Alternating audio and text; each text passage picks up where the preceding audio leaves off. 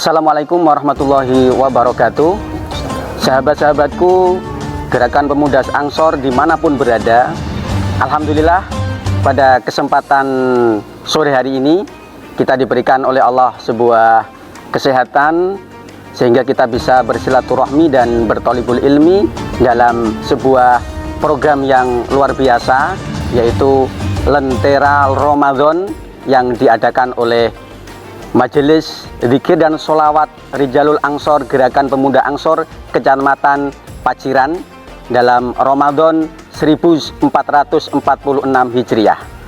Pada kesempatan sore hari ini kita akan berbincang, mendapat ilmu banyak tentang tayamum, yang mana saya Ahmad Syauqi Arif ditemani oleh Gus Hasib.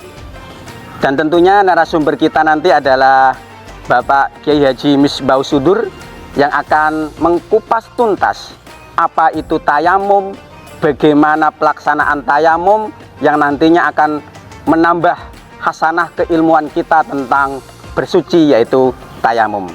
Sahabat-sahabatku yang dirahmati oleh Allah, kami persilakan kepada Bapak Kiai Haji Misbah Sudur untuk menjelaskan dan mengkupas tuntas tentang tayamum. Monggo. Assalamualaikum warahmatullahi wabarakatuh. Waalaikumsalam warahmatullahi. Terima kasih atas waktunya berbicara tentang tayamum. Ada keywordnya atau kata kuncinya bahwa tayamum ini adalah toharoh atau bersuci yang sifatnya adalah solutif, pemecah masalah, yang dalam fikih dikenal dengan nama rukhsah atau dispensasi ataupun keringanan.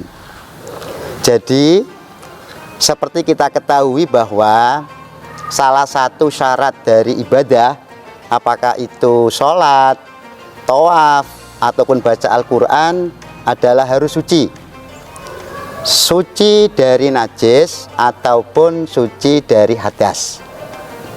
Jika memang nanti hadasnya itu hadas kecil, maka nanti dengan cara berwudu. Jika memang nanti hadasnya hadas besar, maka dengan cara mandi. Lantas bagaimana kalau orang itu tidak bisa menggunakan air? Nah, disinilah posisi atau kedudukan tayamum sebagai solusinya. Terus apa sih pengertian tentang tayamum? Saya nukil dari kitab Fathul Qorib. Tayamum adalah isolu turobin tohurin lil wajhi wal yadaini badalan an wudu'in au huslin au ghusli udwin bisyara ito mahsusatin.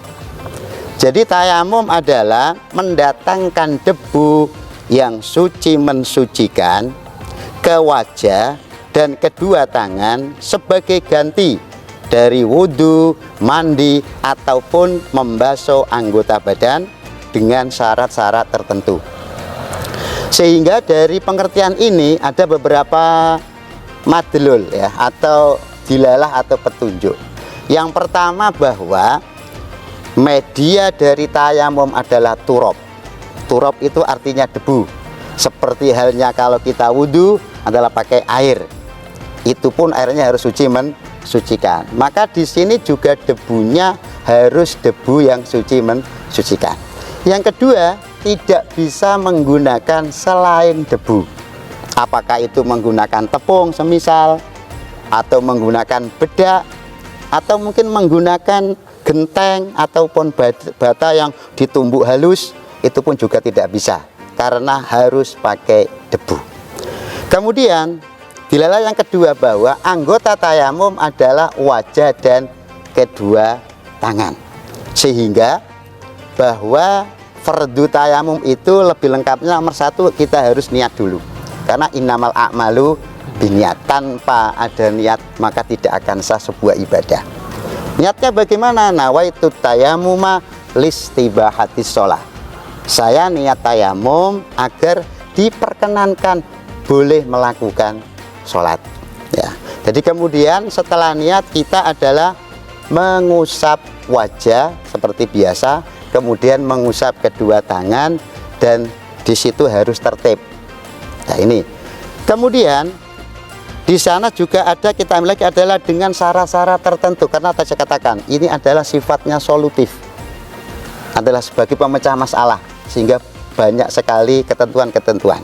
Syarat yang pertama adalah wujudul udri, adanya udur, bisa dengan cara bepergian atau sakit. Kemudian duhulu waktu sholat, kita boleh tayamum itu kalau waktu sholat sudah masuk ya. Ini beda dengan wudhu ya. Kalau wudhu bebas, belum duhur pun kita wudhu monggo. Tapi kalau tayamum harus menunggu waktu duhur sudah masuk, baru kita boleh tayamum. Kemudian yang ketiga adalah tolabul ma. Kita harus mencari air dulu. Tidak boleh kita langsung katakan ini tidak ada airin. Kita cari dulu. Ya. Kemudian yang keempat adalah ta'adzur istikmalihi. Berhalangan untuk menggunakan air. Ya. Mau kita pakai tapi ternyata ada satu hal tidak bisa kita pakai air tersebut.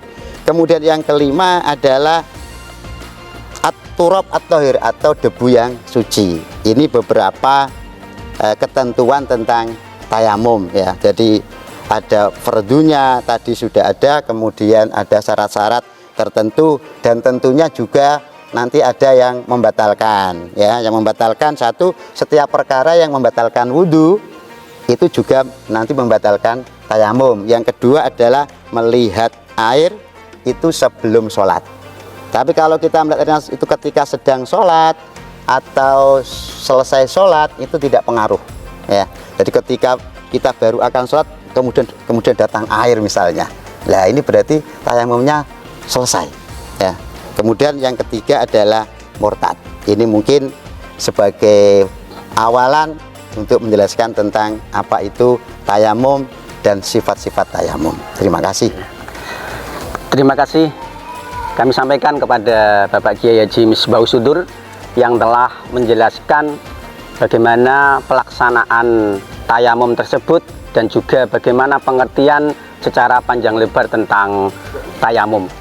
Sehingga ada beberapa pelajaran yang akan kita dapat terkait bagaimana kita bersuci yang sifatnya nanti itu adalah solutif. Karena apa?